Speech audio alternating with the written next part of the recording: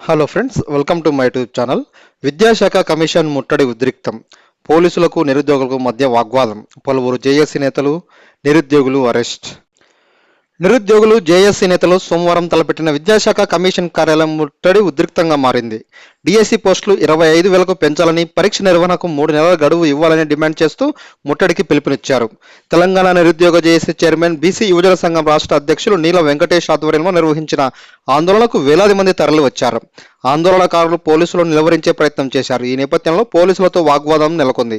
పలువురు జేఏసీ నేతలు, నిరుద్యోగులను పోలీసులు అరెస్టు చేశారు.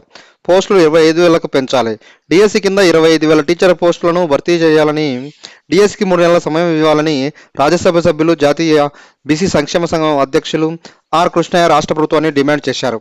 25 సంవత్సరాలుగా ఎయిడెడ్ పాఠశాలల్లో టీచర్ పోస్టులను భర్తీ చేయడం లేదని, 90% ఖాళీలు ఉన్నాయని తెలిపారు.